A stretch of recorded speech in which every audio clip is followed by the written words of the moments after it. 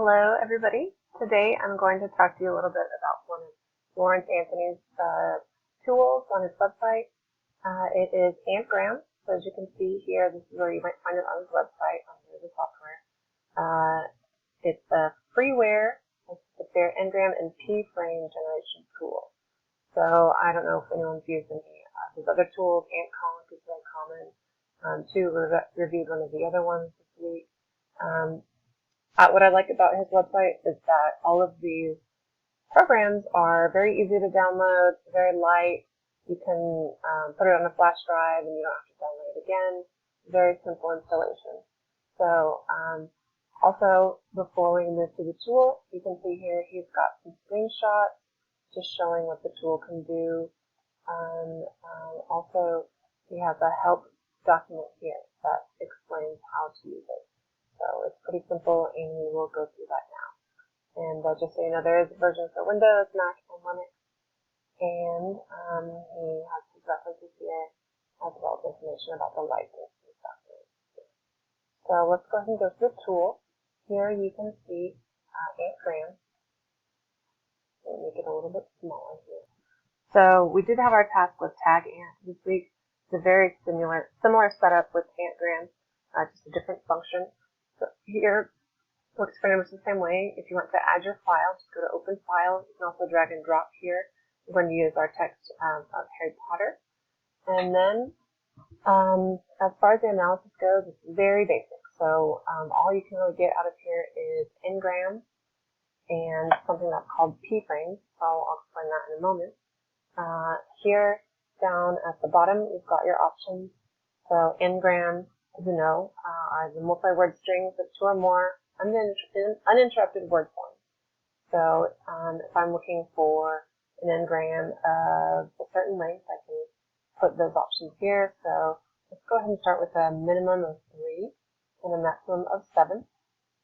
And then there's also ways to display the results. So you can have 100 results, you can have 500, 1,000, all of the results. We're going to stick with 100. And then you can also select the frequency. So if you want something that is at least occurs at least 2 times in your corpus file, you can select that, but we'll stick with 1. You can also sort by frequency or sort alphabetically, and also sort whether case should be considered in your filter or not. You also have a number of processes where you can have these functions here. So let's go ahead and try our first search. We're just going to do a regular AntGram search, minimum of 3, maximum of 7. Let's start. So as you can see, sometimes it takes a little while to process, but it will come up with a notification telling you that it's done with the results. So here are our most frequent AntGrams. We have 49 instances out of the I don't 45, 36, 35, 32. So you can see we've got different lengths of AntGrams. Actually, I think this is a mistake. So I don't here looks like it probably should have had an apostrophe. But you can sort through these results once you get into AntGram here. So we've got just the count by frequency and all of our AntGrams that are a minimum of 3. And if I had displayed more than 100 results, we'd probably get some AntGrams with different lengths. So I'm going to go ahead and do that, see what we can get with 500. Okay, so showing 500 results. Looks like we've still got quite a few down here. Here's a forward one with 6 instances in the corpus file. So as you go down, you can kind of see how this works out with just a simple AntGram feature. If you want to save your results, you can go into File, and you can save it as a text file here. All your results. This is very similar to Tag Ant. You can also save the display results. So I went ahead and did both of those file exports. I've got here display results and all results. For some reason, the all results function did not give me anything. It gave me a blank file. So I thought that was a little strange. But if you do display results, you will get the rank and frequency and your AntGram here. So That's the basic AntGram function. You can adjust the length however you would like. Now I'd like to talk about the other functions that may not be so common on a lot of corpus tools. It's for finding p-frames or phrase frames. And this is just a type of AntGram where you add a wildcard. So and wildcard would be any kind of word within the same AntGram structure. So I'll show you what I mean with an example, and you do this with the open slot feature. So let's go ahead and say one open slot, and we'll leave our AntGram length the same. Start our search. Okay, so I've got my results. That actually did take quite a while to process, about 2 to 3 minutes. So just expect that with this tool. It's a little bit slow, depending on what kind of analysis you're doing and what you're doing. So here we can see the p-frame function. We've got of course, this would be the most common one. So what a p-frame would be is this wildcard to represent any word. It could be beginning of the or end of the. Those would be 2 separate instances of this number 235. So, and I think this p-frame function would be a little bit more useful if you're going for longer strings. With these short ones, as you can see, there's just a lot of content words on the articles, prepositions.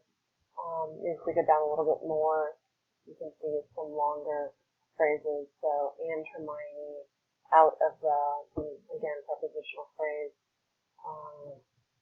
Aunt Petunia. So, this is the p-frame function. So that's about it as far as what AntGram can do. You can do AntGram search or a p-frame search, but we do have quite a bit of room to adjust those searches. Also, you can display any number of results, 100 to 500 to 1,000. And I think it's quite convenient the way that you export your results to a text file, pretty much the same way as AntGram, which we've all used previously. Now I've got a couple criticisms for the tool. Obviously, it's very light, very basic, so it's going to give you a very limited analysis. One of the things that I don't like about it is that there's no way to see the tokens in context. So a lot of other tools, even AntConc has it where you can search an AntGram and then click on it. It'll take you to the word in context in the text. Here you don't have that option. There's no way to see any of these 66 examples in your text. So you would have to use a different tool if you wanted to see the tokens in context. The other criticism I have is that when it comes to these p-frames, these wildcard AntGrams, a lot of times what you want to see is not only the number of instances of the phrase construction in the text, which would be 235, you would also want to see the number of different words in that wildcard slot. Where there's 20 different words, 30. So this tool does not give you that information, which would be useful. Other than that, I think just like a lot of more advanced tools, it's a good basic thing to have on hand and use for first AntGrams. It's easy to use, download. I thought the instructions were helpful. And other than that, I think that's about it. It's one that's useful to have around, but I would say there's probably a lot more richer tools out there that would be worth using. Okay, thanks guys.